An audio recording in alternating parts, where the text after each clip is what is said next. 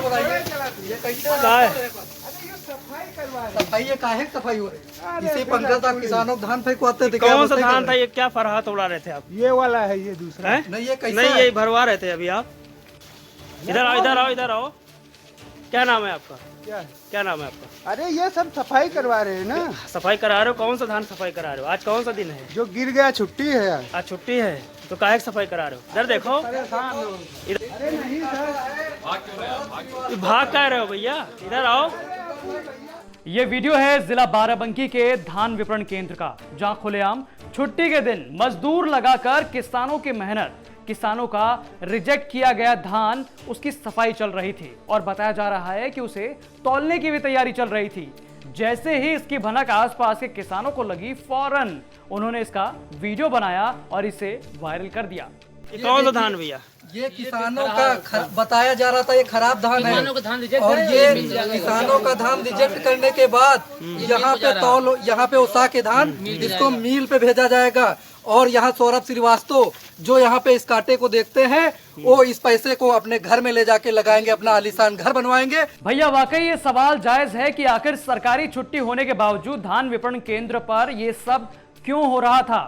क्यों धान की सफाई और उसे तौलने के लिए मजदूर लगाए गए थे? क्यों वीडियो बनता देख यहां तैनात कर्मचारी भाग खड़ा हुआ और सीधे मुंह बात नहीं कर पाया? ऐसे तमाम सवालों को लेकर किसान बाराबंकी के धान विपणन केंद्र पर प्रदर्शन करने लगे। हमारे संवाददाता रेहान मुस्तफा ने वहां मौजूद किसानों से इस पूरे मामले का सच समझा और सुनिए उन्होंने क्या कहा। आज छुट्टी के दिन धान तौल हो रही हो, जो इसकी फ्राई हो रही है, इस पे आप क्या कहेंगे? इस पे तो बहुत बड़ी लापरवाही है प्रशासन द्वारा कि ये मतलब छुट्टी के दिन होता चाहे ऐसे होता। ये जो किसानों से धान रिजेक्ट हुआ वफाक के मतलब किसान इसको फराहा मानता है, वो धान उस वफाक के ये लोग अपनी बोरी में भरेंगे, इसको मिल भेजेंगे और मिल भेज के ये अपने 4 पैसा ये बेच कर निकालेंगे। यही किसान का धान रिजेक्ट हुआ है। यही परखी लगा के जब मिलर देखेगा तो इसमें चावल नहीं आ रहा, तो कहाँ से 33% रिकवरी होगी? 20% नहीं निकल पाएगा इसमें। तो रंगे हाथ पकड़ा गया। हम लोग रंगे हाथ पकड़े हैं इसके लिए। जब अब जो भी अधिकारी डीएम साहब से बात भी किए हैं हमारे नेताजी और सब लोग कर रहे हैं, अधिकारियों से इसकी सूचना दे दी गई है, और जब तक इसका कोई हल नहीं निकलेगा तब तक हम लोग यहीं पे हैं। और अधिकारी लोगों को गुमराह ये इस वजह से कर रहे हैं कि यहाँ कुछ लोग डीएम साहब को बताएंगे कि यहाँ के किसानों के पास इतना धान नहीं है। मतलब अधिकारी को बताएगा कि किसानों के पास 100 कुंटल 200 कुंटल धान नहीं पैदा होगा। लोगों ने आज यहाँ पर आकर देखा कि सौरभ श्रीवास्तव का ये मंडी में काटा है, मंडी सेकंड, यहाँ पे जो किसानों का तेज पंखा चला के धान भी उड़ा देते हैं, उसी को फिर से अपने पंखे से छुट्टी के दिन उसाया जा रहा था। वही धान ये मिल वालों को सप्लाई करते और बताते ये किसान का धान है, और उसको 30% बताते हैं चावल आपके मारा 20% आ रहा है। ये किसानों को बदनाम करने की साजिश अधिकारियों के द्वारा रची जा रही है। वहीं जब हमारे संवाददाता ने इस पूरे मामले की सच्चाई संबंधित अधिकारी से जाननी चाही तो उनका कहना था कि पता नहीं क्यों वो कर्मचारी कैमरा देखकर भागने लगे, क्योंकि वो तो सिर्फ धान को मिल तक ले जा रहे थे, जिसमें कुछ धान रिजेक्ट पड़े हुए फरहे के ऊपर गिर गए थे, जिसके बाद उनकी सफाई चल रही थी। और अधिकारी का भी ये कहना है कि वो जो हंगामा कर रहे थे, वहां लोग जो खड़े थे, जो वीडियो बना रहे थे, वो किसान नहीं थे। अभी यहाँ पे क्रय केंद्र पे देखा गया, यहाँ पे धान तौल और ये फ्राई का, धान की फ्राई का काम हो रहा है, सफाई का। किसान यूनियन के लोगों ने प्रदर्शन भी किया और रोकने की कोशिश किया, तो इस पर आप क्या कहेंगे? और छुट्टी का दिन भी है आज। एक्चुअली ये छुट्टी के दिन आज लोड हो रहा था धान, ट्रकों पे लोड होकर मिलों में जा रहा था। कुछ धान इनका कहना कि फरहा के था, गिर गया फरहे के ऊपर, और उसको साफ करके वापस रख रहे थे। और फरहा जो होता है, फरहा की डिफिनेशन है कि जो मशीन से बाहर फेंक देता है वो फरहा है। तो वो किसान चाहे तो छोड़ दे, किसान चाहे तो ले जाओ, किसान की प्रॉपर्टी है। अगर वो ले जाता है ठीक है, छोड़ जाता है कूड़ा समझ के तो उसका वो है। लेकिन किसानों के ना छुट्टी दिन नहीं होना चाहिए था, और ये जब किसान आए तो ये आप कर्मचारी दौड़े भागे भी उस टाइम। ये जानकारी नहीं इसलिए भागे, लेकिन वो किसान, वो सब तो किसान नहीं है जो है। इन दिनों देश में तमाम किसान नए किसान कानून को लेकर विरोध कर रहे हैं। वाकई किसानों का ये गुस्सा जायज है, सरकार के प्रति उनका ये विरोध भी जायज है।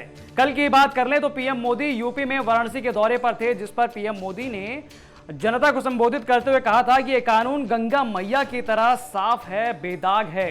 कानून तो साफ है, लेकिन उसको अमल करने वाले अधिकारी जो प्रशासन में बैठे हुए हैं, उनकी सच्चाई कुछ अलग ही है। मैं देशवासियों को कहना चाहता हूं, मैं मेरे किसान भाई बहनों को कहना चाहता हूं, और मां गंगा के घाट पर से कहना चाहता हूं, काशी जैसी पवित्र नगरी से कह रहा हूं, अब छल से नहीं, गंगा जल जैसी पवित्र नीयत के साथ काम किया जा रहा है। दूसरी ओर सीएम योगी की तरफ से भी कहा जाता है कि सभी धान क्रय केंद्रों के नियमित और सुचारू संचालन पर बल दिया जा रहा है, लेकिन यहां की हालत देखकर मैं ये सवाल करता हूं कि क्या वाकई आपके अधिकारी एमएसपी को साफ बेदाग लागू कर रहे हैं? क्या किसान के ये आरोप गलत हैं? क्या इस वीडियो पर बाराबंकी की इस हालत पर जांच नहीं बैठनी चाहिए?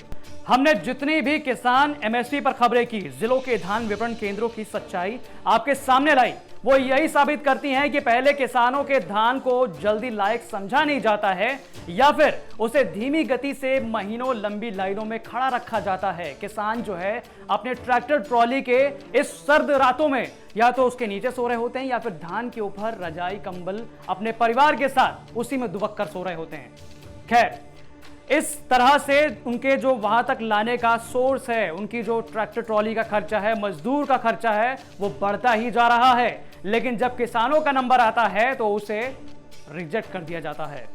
बहरहाल दोस्तों, आपका इस मुद्दे पर क्या कहना है? क्या कृषि के लिए नए कानून जो लाया गया है वो किसानों के लिए सही साबित हो रहा है, या फिर हम चर्चा इस बात की करें कि उसको लागू करने के लिए प्रशासन में बैठे अधिकारी कहीं घपला तो नहीं कर रहे हैं, कहीं कोई भ्रष्टाचार तो नहीं कर रहा है? बहरहाल उत्तर प्रदेश में बाकी बचे धान विपणन केंद्रों की सच्चाई हम आप तक पहुंचाते रहेंगे।